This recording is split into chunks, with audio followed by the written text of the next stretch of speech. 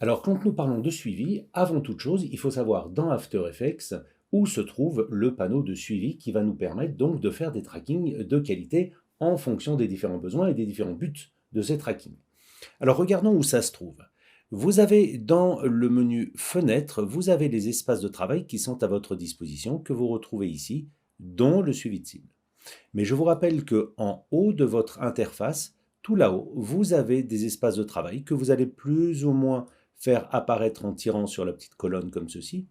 Et si vous ne trouvez pas le fameux suivi de cible qui est ici, il sera certainement pour vous dans le menu à débordement qui se trouve ici.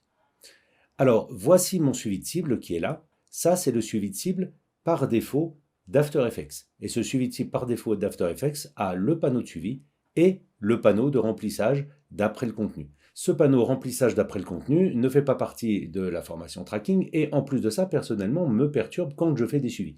Donc j'ai décidé de le supprimer en cliquant sur les trois petits traits ici du menu contextuel et de fermer le panneau, si je ferme le panneau, et j'ai enregistré ce nouvel espace de travail comme suivi tout court, qui est ici. Et donc voici celui que je me suis fait. Je vais rétablir à disposition enregistré. Et vous voyez que j'ai agrandi énormément ma zone où je vais faire mes trackings. Ici, j'ai mon panneau de suivi. Et là, ici, j'ai donc les différents éléments de mon projet. Alors, comment ça marche? Dans un premier temps, je vais me remettre sur mon espace de travail par défaut pour avoir donc la possibilité de tranquillement naviguer à l'intérieur de mon projet et de choisir cet élément-ci comme étant une stabilisation de position que nous allons faire. Alors je vais créer une nouvelle composition basée sur cet élément et regardons ce que ça donne. Et donc pour améliorer ce métrage, il faut donc que je le stabilise, c'est-à-dire qu'il évite de bouger dans tous les sens, comme on peut le voir ici. Quand je le fais en accéléré, voilà, ça bouge absolument dans tous les sens. Comment essayer de récupérer cela alors que ça a été pris sans réelle attention au niveau de la prise de vue, un petit peu fait exprès, histoire d'avoir quelque chose qui est compliqué à stabiliser. Comme on peut le voir, ça bouge vraiment énormément.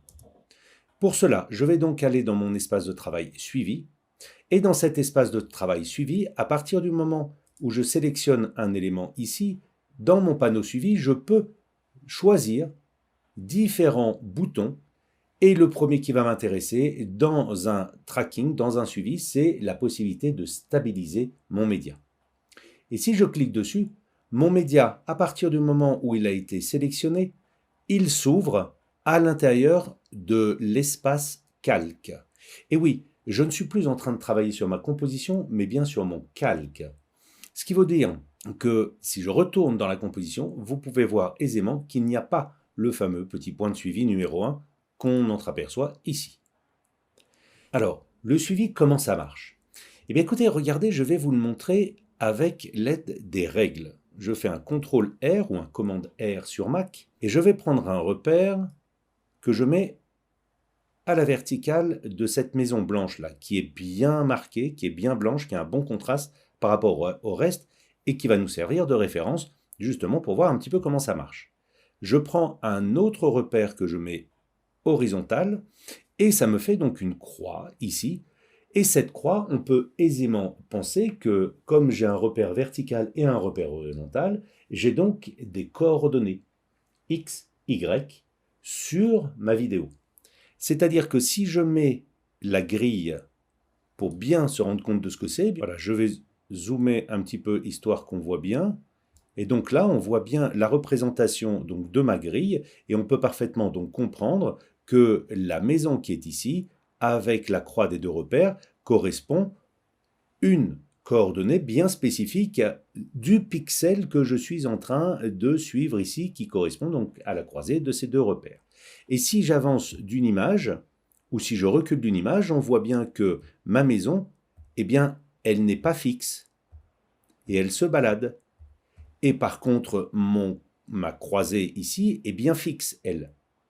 Donc le but du tracking, ça va être de prendre en compte les coordonnées image par image de cette maison, c'est-à-dire qu'à l'image d'après, elle va être ici par exemple, et bien donc on va calculer de telle sorte à ce que on récupère les coordonnées, les nouvelles coordonnées de ce même pixel un petit peu plus loin dans le temps, etc., etc. Et ça, pour chaque image. Et donc, en mémoire, à chaque image, nous aurons des coordonnées spécifiques. Et donc, le but du tracking, ce sera ensuite de dire à Joe, After Effects, de dire à Joe, OK, ce point-là doit rester fixe par rapport au moment où j'ai commencé à le traquer.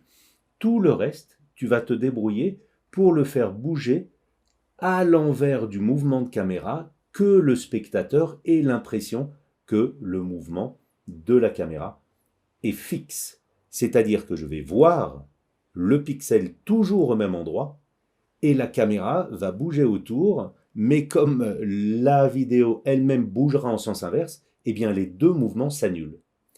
On va mettre ça en pratique. Alors, majuscule supérieur ou inférieur pour ajuster à 100%, j'enlève la grille, j'enlève mes repères bien sûr parce que j'en ai pas besoin, c'est pas comme ça que l'on va faire, on va le faire automatiquement et CTRL R pour enlever les repères.